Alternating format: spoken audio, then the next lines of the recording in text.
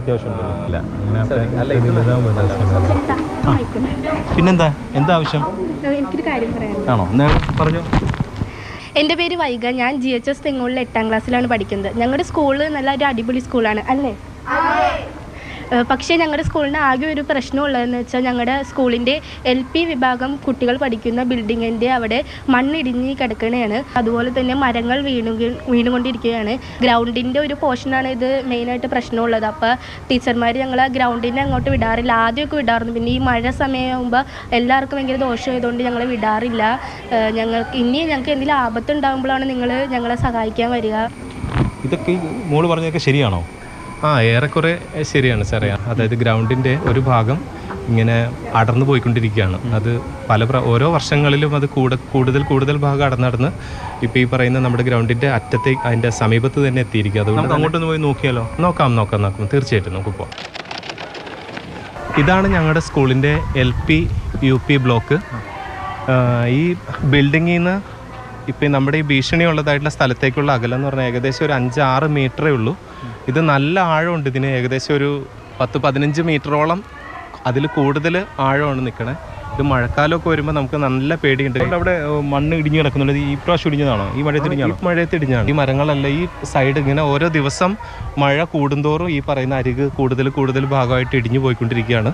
നമ്മുടെ ഈ ബിൽഡിങ്ങിനോട് ഇപ്പോൾ ഏകദേശം തൊട്ടടുത്തെത്തി കഴിഞ്ഞു. ഇതിങ്ങനെ ഇടിഞ്ഞിടിഞ്ഞ് 10-25-30 മീറ്റർ താഴ്ചയാണുള്ളത്. ആ താഴ്ചയിലേക്ക് ഒരു കുട്ടി മണ്ണിടിഞ്ഞാതെ തന്നെ ഒരു കുട്ടി അതിലേക്ക് കാൽ വഴുതി വീണ് പോവോ എന്തെങ്കിലും സംഭവിച്ചാൽ അതൊരു വലിയ ദുരന്തമായി തീരും.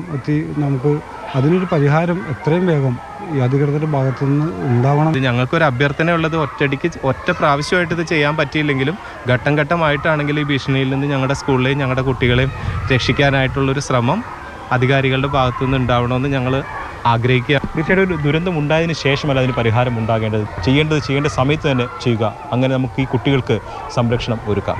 അനീഷ് തോട്ടക്കാടിനൊപ്പം അരുൺ ശങ്കർ, മാതൃഭൂമി ന്യൂസ്, കൊച്ചി. രാഗിനാണ് നമ്മളോട് ഇതിനെക്കുറിച്ച് കൂടുതൽ പറയുക. രാഗിനെ ഇപ്പോൾ കുട്ടികൾ നേരത്തെ തന്നെ പരാതികളൊക്കെ അറിയിച്ചിട്ടുണ്ട്, പക്ഷേ ഒരു ശ്രദ്ധ കിട്ടിയിട്ടില്ല എന്ന് പറയുന്നു. ഇപ്പോൾ ആ കെട്ടിടമൊക്കെ നല്ലതാണ്, നമ്മൾ നല്ല കാര്യങ്ങൾ പറയാം, നല്ല രീതിയിലുള്ള സ്കൂളാണെന്ന് തോന്നുന്നു, നല്ല കെട്ടിടങ്ങൾ, നല്ല മറ്റു സൗകര്യങ്ങളൊക്കെ ഉണ്ട്. പക്ഷേ ഇങ്ങനൊരു അപകട ഭീഷണി എന്ന് പറഞ്ഞാൽ വളരെ വലുതാണ്. നമുക്ക് രാഗിനൊക്കെ തന്നെ മിക്ക ദിവസവും ഈ മഴക്കെടുതിയിൽ ഓരോരോ അപകടങ്ങൾ റിപ്പോർട്ട് ചെയ്യുന്നതുമാണ്. എന്തുകൊണ്ടാണ് ആ ഒരു ശ്രദ്ധ അവിടെ കിട്ടാതെ പോകുന്നത്? ഈ വാർത്തകൾ കൊണ്ടെങ്കിലും വിദ്യാഭ്യാസ മന്ത്രിയുടെയൊക്കെ ഒരു ശ്രദ്ധയിലേക്ക്, അവിടുത്തെ മറ്റ് ജനപ്രതിനിധികളുടെയൊക്കെ ശ്രദ്ധയിലേക്ക് കാര്യങ്ങൾ വരും. കുട്ടികൾക്ക് പേടിക്കാതെ അവിടെ വരാൻ കഴിയും എന്നൊരു സാഹചര്യം ഉണ്ടാവുമായിരിക്കും അല്ലേ?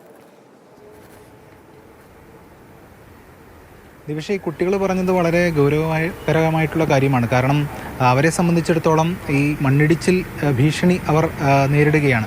മാത്രമല്ല, നമുക്ക് പല വാർത്തകളും ഇതിനു മുമ്പ് ഒക്കെ ഉണ്ടായിട്ടുണ്ട്. മണ്ണിടിച്ചിൽ, പ്രത്യേകിച്ചും മഴക്കാലം കൂടിയാണ്, മണ്ണിടിച്ചിൽ, അതോടൊപ്പം തന്നെ മരം വീണ് ഉണ്ടാകുന്ന അപകടങ്ങൾ.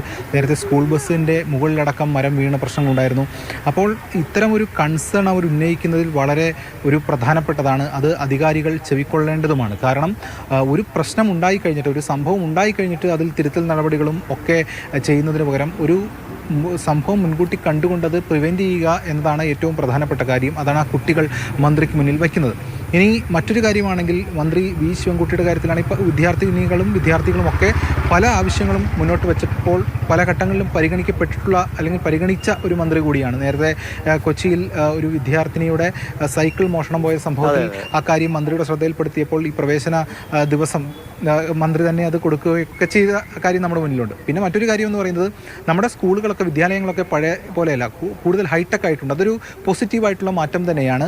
അങ്ങനെ ഹൈടെക് ആകുമ്പോൾ സ്കൂളുകൾക്കൊപ്പം പരിസരം കൂടി ഹൈടെക് ആകേണ്ടതും ആവശ്യകതയാണ്. ആ ഒരു കാര്യവും കൂടിയാണ് വിദ്യാർത്ഥികൾ ഇപ്പോൾ മുന്നോട്ട് വയ്ക്കുന്നത്.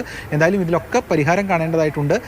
അധികാരികളുടെ ശ്രദ്ധയിൽ ഇത് പെടുമെന്നും ഈ വിദ്യാർത്ഥികളുടെ വിഷമത്തിന് ഉടൻ തന്നെ പരിഹാരം കാണുമെന്നുള്ള പ്രതീക്ഷയാണ് ഏവർക്കുമുള്ളത്. അതാണ് കുട്ടികളടക്കം പങ്കുവയ്ക്കുകയും ചെയ്യുന്നത്. ശരിയാണ് രാഗിന, വേഗത്തിൽ തന്നെ ഒരു ശ്രദ്ധ അധികാരികളുടെ ഭാഗത്തുനിന്ന് ഉണ്ടാകട്ടെ. ഒരു അപകടം വരുന്നതിന് മുമ്പ് അതിനെ തടഞ്ഞു നിർത്തുക എന്നത് തന്നെയാണ് നമ്മൾ ചെയ്യേണ്ടത്. അപ്പോൾ കുട്ടികൾ തന്നെ പറയുന്നു, വളരെ ധൈര്യത്തോടെ അവരവരുടെ അഭിപ്രായങ്ങൾ പറയുന്നുണ്ട്. അതും നല്ല കാര്യമാണ്.